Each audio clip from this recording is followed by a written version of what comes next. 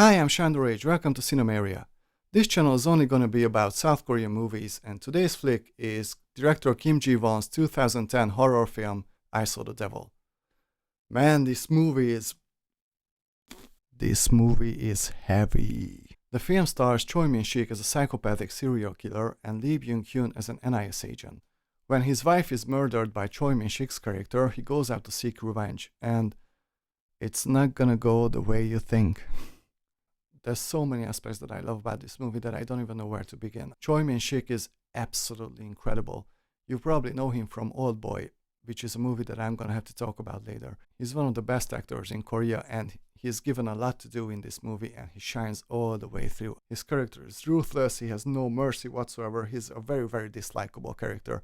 And yet, we spend a lot of time with this character, and I think that's where this movie is brilliant, because, you know, when we as audience members spend so much time with such a despicable character and yet our eyes still glued to the screen, I think this movie is doing something right, you know. I must warn you that this film is definitely not for everyone. This is horrific, gruesome, this is very, very graphic, there's quite a lot of blood in there. It's brutal, it's merciless, it's not an easy watch. If your stomach can't handle these things, just avoid this movie. Also avoid this movie if you're into cheap jump scares and all that type of crap. This is a very different movie. The horror really comes from it being very, very real, you know. The things that the film depicts actually happen every day in this world. And it's fucking frightening. I mean, it scares the crap out of me when I think about it. This is absolutely horrible that things like this happen all the time. So the horror does not come from a supernatural source, you know, or it's not a monster. Well, it is a monster basically. It's a psychopathic monster, but you know what I mean. This is a movie that doesn't let go. Not for a single minute. There's just no relief. This is a movie that creeps on you, that creates an atmosphere, and it sucks you into the movie, and it's just fantastic. One thing, the lighting. The lighting, man. Korean movies are just great to look at in general. That's one thing I love about Korean movies. But this one, man, each and every shot is deliberately done and is done with so much care, and the lighting is so beautiful and the compositions are just absolutely magnificent.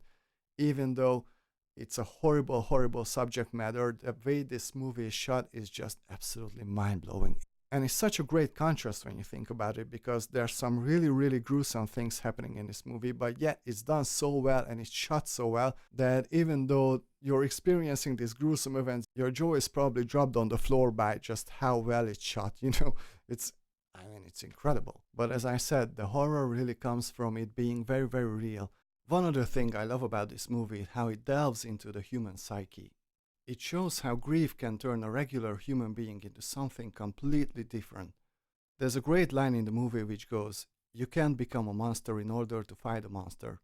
And I think that is very, very, very powerful. It also gives a great insight into how a psychopathic mind operates. Choi Min-sik has a great line at the end of the movie, which I'm not gonna spoil, but it pretty much sums up a psychopathic mind. Yeah, I almost forgot. There's a great shot in a car involving 3 people and some very, very gruesome things, and the camera goes around them in the car. My mind was fucking blown. And Quentin Tarantino saw this movie, I think that he loved this scene very, very much.